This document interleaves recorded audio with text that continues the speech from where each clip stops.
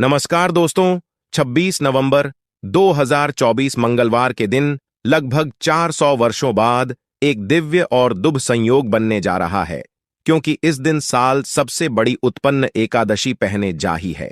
उत्पन्न से शादी विवाह प्रारंभ हो जाते हैं दोस्तों।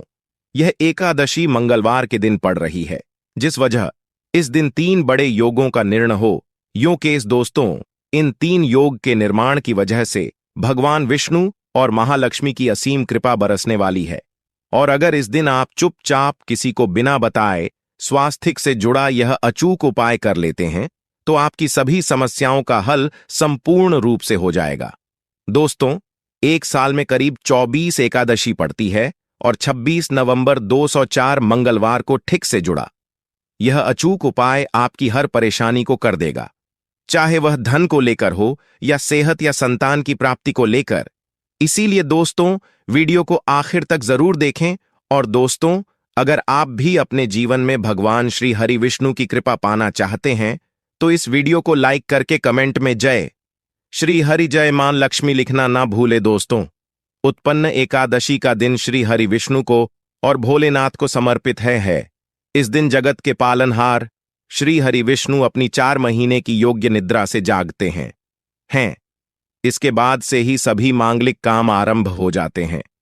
इसके अलावा एकादशी भगवान विष्णु को प्रसन्न करने के लिए भी बेहद उत्तम मानी जाती है। इस दिन भगवान विष्णु को प्रसन्न करने के लिए कुछ लोग व्रत रखते हैं और पूजा करते हैं। इस दिन सच्ची श्रद्धा और भक्ति भाव से भगवान विष्णु की पूजा करने से सभी मनोकाम पूर्ण होती है दोस्तों। स्वास्थिक अत्यंत प्राचीन का भारतीय संस्कृति में कल्याण का चिन्ह समझा जाता रहा है, इसीलिए कि किसी भी शुभ काम को करने से पहले स्वास्थिक चिन्ह अंकित करके उसका पूजन किया जाता है। मान्यता है कि ऐसा करने से कामों में सफलता मिलती है, क्योंकि स्वास्थिक के चिन्ह को शुभता का चिन्ह समझा जाता है। इस तरह स्वास्थिक का अर्थ अच्छा या मंगल करने वाला ऐसा बताया गया है। मेन वर्णित है स्वस्तिक सर्वदा रुद्र, अर्थात सभी दिशाओं में सबका कल्याण हो। इस तरह स्वास्थ्य एक शब्द से किसी व्यक्ति या जाति विशेष का नहीं, परंतु संपूर्ण विश्व के कल्याण या वासुदेव की भावना निहित है। किसी भी शुभ काम को करने से पहले गणेश जी का नाम लेते हैं, और हिंदू धर्म में स्वास्थिक को गणेश जी का भी प्रतीक समझा जाता है।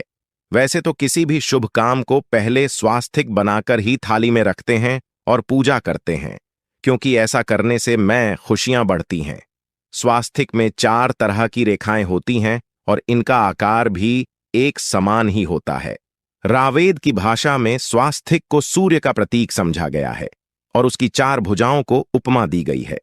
पौराणिक मान्यता है कि 4 दिशाओं यानी पूर्व पश्चिम उत्तर दक्षिण की ओर यह 4 भुजाएं इशारा करती हैं, और हिंदू धर्म में इनको 4 वेदों से जोड़कर भी कहा जाता है, यानी ऋग्वेद, यजुर्वेद, अथर्ववेद और सामवेद। स्वास्थिक की 4 रेखा सृष्टि से रचना भगवान ब्रह्मा के 4 सिरों को दर्शाती हैं, और 4 पुरुषार्थ यानी 4 आश्रम, 4 लोग, 4 देवों यानी ब्रह्मा, विष्णु, महेश और गणेश की तुलना भी की गई है।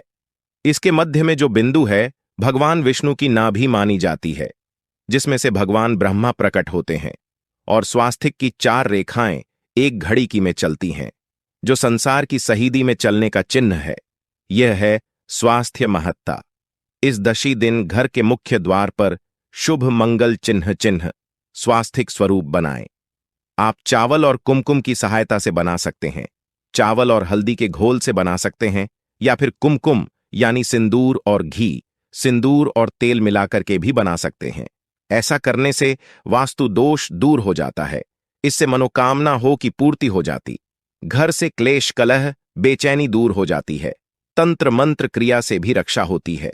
इसे शुभ काम के पहले अंकित किया जाता है, क्योंकि स्वास्थिक को मान सम्मान, सफलता और उन्नति का प्रतीक समझा जाता है। स्वास्थिक हर दिशा से देखने पर एक ही सम्मान लगता है। आपने उल्टा स्वास्थिक की देखा होगा, परंतु उल्टा स्वास्थिक के उपाय अलग होते हैं और सीधे स्वास्थिक के उपाय अलग होते हैं। अगर जीवन बहुत परेशानी हो तो एकादशी के दिन तांबे या चांदी का स्वास्थिक प्राण प्रति करवाकर घर की चौखट पर लगवा दो। बाजार से अलग अलग साइज के मिल जाते हैं, उसे लाकर पूजा घर में रखकर पूजा करें। इससे घर में लक्ष्मी का वास हो जाता है।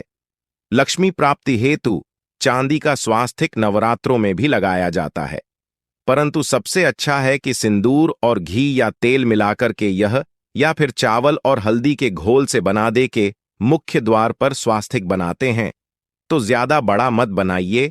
9 अंगुल से बड़ा बिल्कुल नहीं होना चाहिए। 3-4 अंगुल का बना यह उत होगा।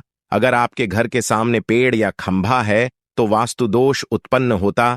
ऐसे में वास्तु दोष के प्रभाव को स्वास्तिक रोकता है। स्वास्तिक का चिन्ह देवता को प्रसन्न करने के लिए खासकर बनाया जाता है। एकादशी तिथि पर आप थाली में या चौकी पर स्वास्तिक बनाकर उस पर मूर्ति करते हैं तो देवता प्रसन्न हो जाते हैं। आप चाहे तो घर के मंदिर में इष्ट देवता के पास स्वास्थ्य का चिन्ह रख सकते हैं। तो दोस्तों, स्वास्तिक के कौन कौन से उपाय घर में लाते हैं, धन प्राप्ति कराते हैं, जानते हैं इस वीडियो में। परंतु दोस्तों, उससे पहले आपसे रिक्वेस्ट करते कि वीडियो को लाइक जरूर करिएगा, दोस्तों को शेयर कर दीजिएगा, और अगर अभी तक आपने चैनल को सब्सक्राइब नहीं किया है तो चैनल को सब्सक्राइब करके बेल जरूर दबाइए। दोस्तों, इस एकादशी पर मुख्य द्वार की दहलीज के दोनों तरफ स्वास्तिक का चिन्ह बनाकर उसकी पूजा करें। स्वास्तिक पर चावल की ढेरी बनाएं और एक एक पारी रख दो, तो ऐसा करने से अपार धन की प्राप्ति होती है, कामों में सफलता मिलती है। इस एकादशी के दिन नहाने के पानी में तुलसी का पत्ता या बेलपत्र डालकर नहाई। यह स्नान के जल में जब आप बेलपत्र डाल देते हैं तो सभी तीर्थ स्थानों में स्नान करने समान पुण्य फल आपको हासिल हो जाते हैं। आप चाहे तो में कुशाघास भी डालकर नहा सकते हैं। एकादशी पर भगवान श्री हरि विष्णु जी के साथ ही माहौल लक्ष्मी और भगवान शिवा की पूजा करें। इस दिन इनके संयुक्त पूजन से आपके जीवन की सारी परेशानियां समाप्त हो जाती हैं। इस दिन आप अपने घर के पूजा स्थान पर एक में कुमकुम से स्वास्तिक बना लें। स्वास्तिक के ऊपर थोड़े से अक्षत और एक सुपारी रख दे। इसे 21 दिन तक वही रहने दे। बाद में सुपारी को उठाकर की मूर्ति के पास रख दे। 2 दिन तक यह बने रहने से आपके जीवन में कभी धनन की कभी कमी नहीं होती। इस एकादशी पर आप यह उपाय कर लेंगे तो लंबे समय तक यह आपको लाभ देता रहेगा। पितरों की कृपा पाने के लिए भी स्वास्तिक काम आता है। इसके लिए स्वास्तिक का चिन्ह घर के मुख्य द्वार के गोबर से बनाना चाहिए। इससे घर की सुख शांति बनी रहती है, पितरों की कृपा बरसती है। दोस्तों, कहा जाता है कि एकादश के दिन पीपल की जड़ में अगर 1 लोटे जल में 1 चुटकी काले तिल और थोड़ी सी शक्कर डाल जल अर्पित करें तो इससे पितृदेव की विशेष कृपा मिलती है और धन लक्ष्मी भी प्रसन्न हो जाती है। धन दौलत सुख समृद्धि यश मान सम्मान में वृद्धि होती चली जाती है। अगर आपकी कोई विशेष मनोकामना है, उस मनोकामना की पूर्ति के लिए आप एक विशेष उपाय कर सकते हैं। दोस्तों, कई बार लंबे समय तक हम किसी मनोकामना को लेकर चलते हैं, अनेक प्रयासों बाद भी पूर्ण नहीं हो पाती। ऐसे में एकादशी के दिन आप आसपास के किसी भी मंदिर में जाकर मंदिर की दीवार पर सिंदूर से उल्टा स्वास्तिक बना दें। मनोकामना पूर्ति की प्रार्थना भगवान से करें, जरूर पूर्ण हो जाएगी। और जब आपकी मन्नत पूरी हो जाए तब जाकर वहीं पर सीधा स्वास्तिक बना दें और भगवान को धन्यवाद दें। इस एकादशी पर भगवान श्री हरि की पूजा करेंगे तो उन्हें 2 हल्दी की गांठें जरूर अर्पित की और बाद में हल्दी की गांठ को पीले कपड़े में लपेटकर तिजोरी में रख दें। आपने पहले भी हल्दी की गांठें रखी हो है तो उसको ही पूजक वापस रख दे। दोस्तों, एकादशी पर विष्णु जी की पूजा में उन्हें केसर कमल का पुष्प के लिए गेंदे का फूल अर्पित करें। जिस थाल को आप गन्ने से बजाएंगे उस थाल में भी सिंदूर से एक स्वास्तिक का चिन्ह जरूर बना लें। उस स्वास्तिक के दोनों तरफ 2 खड़ी रेखाएं भी बनाएं। फिर उस थाली को हुए प्रभु को जगाए मंगलाचार कीजिए। यह स्वास्तिक का चिन्ह आपके जीवन की सारी परेशानी को दूर करेगा। जीवन में खुशी। इस एकादशी के दिन विशेष मंत्र का जाप जरूर करें। आप मंत्र का जाप कर सकते हैं या फिर विष्णु जी के महामंत्र ओम नमो भगवते वासुदेवाय का, इसमें से किसी भी एक मंत्र का जाप कर सकते हैं। जो भी मंत्र आसान लगे उसका जाप कर ले। इस एकादशी के दिन अपनी मनोकामना की पूर्ति के लिए यह उपाय कर सकते हैं। आप तुलसी में जब जल अर्पित करेंगे तब एक लोटे में जल लेकर कर उसमें छुटकी हल्दी, 2-4 बूंदे दूध, थोड़ी सी मिश्री और 1 छुटकी अक्षर डालकर ही अर्पित करें। और शाम के समय तुलसी के समक्ष घी का दीपक जलाए। इस दीपक में एक सिक्का रख दें और बाद में इस सिक्के को उठाकर संभाल के रखें। तुलसी को विष्णु प्रिय भी कहते हैं, इसलिए देवता जब जागते हैं तो सबसे पहले प्रार्थना तुलसी की सुनते हैं। वैसे यह सिक्का रोज के दीपक में भी आप डालकर दीपक जला सकते हैं। ऐसा करने से ऐसस का सिद्ध हो जाएगा।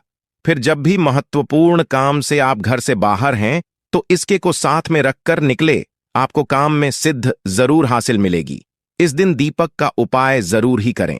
एक दीपक घर के मुख्य द्वार पर अंदर की तरफ से या फिर पास के किसी मंदिर में एक दीपक, तुलसी के नीचे एक दीपक, अपने घर के पूजा स्थान पर इस दिन जरूर जलाए।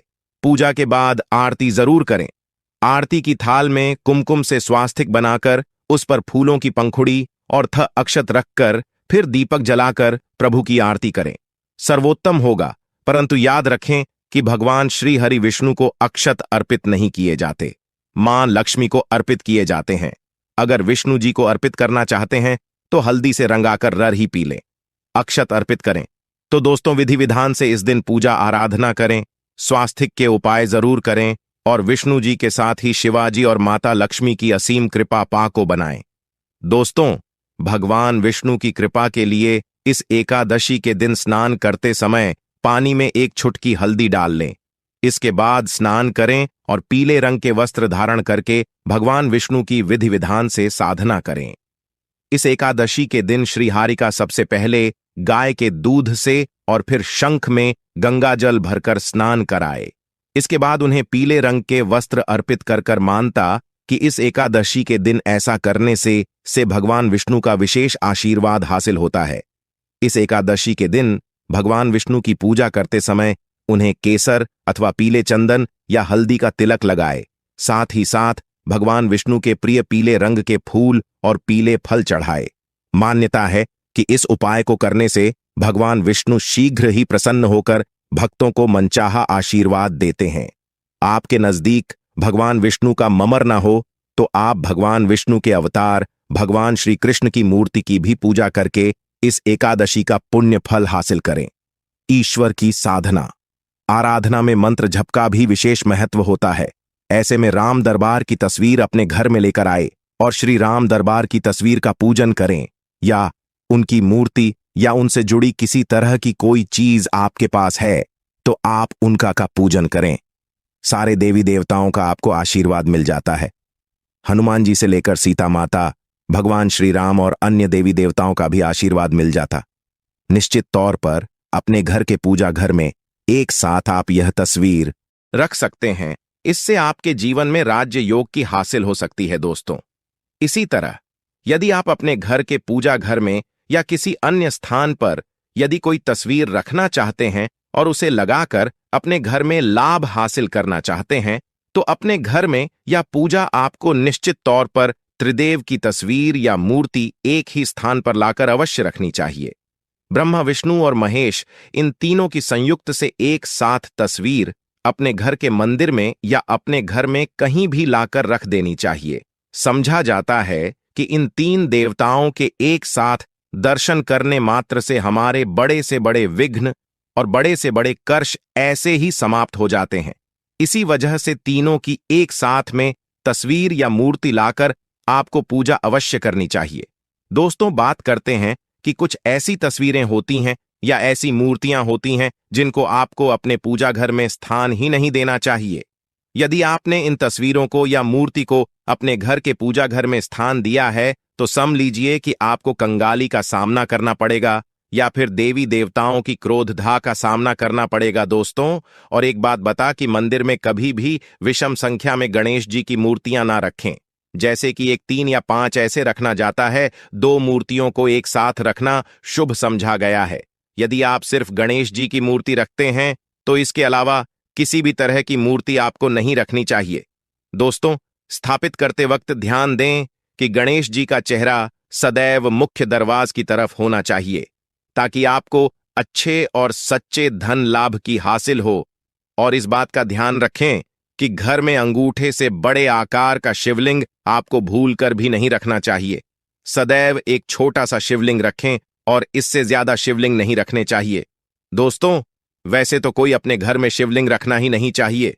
उसके बाद भी यदि रखते हैं तो अंगूठे से बड़े आकार का शिवलिंग आपको नहीं रखना चाहिए। आप छोटा शिवलिंग रख दें और ध्यान रखें कि एक से ज्यादा शिवलिंग आपको भूलकर भी नहीं रखने हैं।